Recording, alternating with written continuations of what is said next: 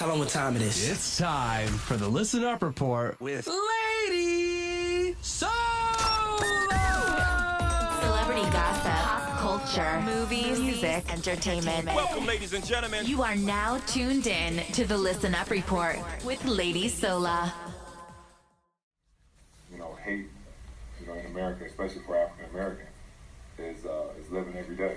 And even though that, that it's concealed most of the time, people hide their faces and will say things about you when they see that smile on your face. It's alive every single day. And I think back to Emmett Till's mom, actually. It's kind of one of the first things I thought of. And the reason that she had an open casket is because she wanted to show the world what her son went through as far as a hate crime and, being black in America. No matter how much money you have, no matter how famous you are, no matter how many people admire you, being black in America is tough. And we got a long way to go for us as a society and for us as African Americans until we feel equal in America. Hey, what's up, y'all? It's your girl, Lady Sola, back at it with another session of the Listen Up Report. As you can hear, that was basketball icon LeBron James at his press conference yesterday talking about the incident that happened at his Los Angeles home early Wednesday morning, which is now being classified as a hate crime. Someone or a group of people actually vandalized the front gate of his home, putting the N-word, painting the N-word on the gate of his home yesterday. So I just wanted to talk real quick on this matter because this is an issue that cannot be ignored and it cannot be taken lightly. This is someone that is regarded as royalty when it comes to sports and basketball and just what he has been able to accomplish throughout his entire career. LeBron James is a pretty big deal. Whether you follow sports or not, whether you know who's who, whether you know the difference between a dunk and a three-pointer, there's one thing you definitely know. You know Michael Jordan, you know some of the other greats, Kobe Bryant, Kareem Abdul-Jabbar, Charles Barkley, Shaq. You know LeBron James. That is because of his presence and what he's done on and off the court. The kind of guy he is as a man, as a father, as a husband, and how active he is in his communities and with the youth. So he's done a lot of different things. He's loved and hated for, leaving the Cavs to go to Miami to win some championships. But then he had vindicated himself by returning back home and winning Cleveland Cavaliers' very first NBA championship in history. Just like I always say, it's heartbreaking. It's unfortunate. You could see it in his press conference, his mood and the vibe, and you can tell that his mind was not fully there. You can tell he was very disturbed and bothered by what had happened. And the main thing that he got across is that he's just glad his family is safe. That's what's most important to him. He's glad his family is okay, and that's his main priority. So he's really grown into a great, hardworking, talented guy that has flaws, but he wears his flaws well. He always continues to strive to get better as a man and as a basketball player.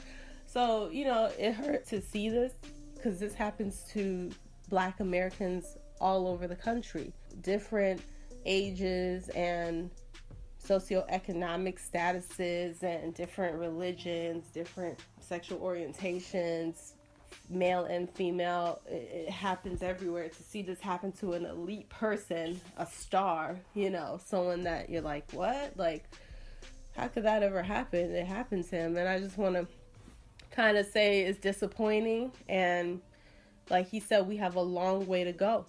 We have a long way to go before we as African Americans can feel equal in this country, can feel like we are on the same level as everyone else.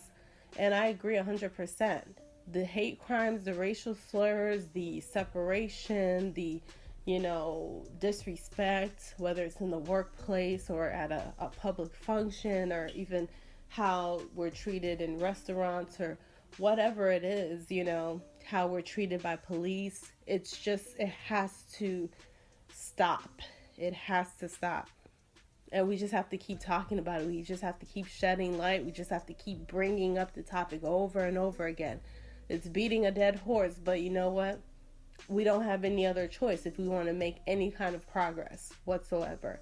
And I'm glad in a way that LeBron has taken this so well. He's taking it in stride. He's saying that, hey, it happened to me and it is very disturbing. But if this causes the conversation to continue and it sparks dialogue, then so be it. Then I'm okay with it.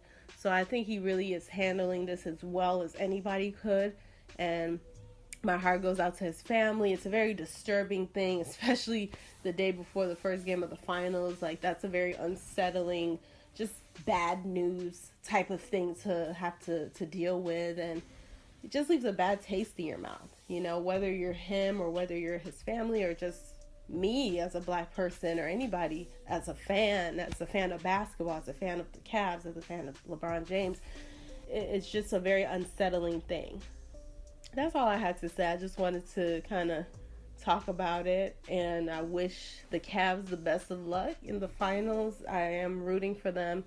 That's all I have to say. I don't have much to say, but just black people, let's come together. Let's stay strong. Let's be proud of ourselves and our color and our intelligence and our strength. Let's be proud to be in our skin. Let's just hold our head up high. Let's continue to beat the odds. Let's continue to make waves. Let's continue to surprise people with the things that we do. Let's continue to be proud of who we are and to correct people that don't see the things that we see in each other and in ourselves. Let's continue to educate and to bring about awareness to people that may be ignorant to a lot of situations. Let's just continue to be the catalyst for change and turning that corner, because our strength is like nothing else. Nobody is as strong as we are.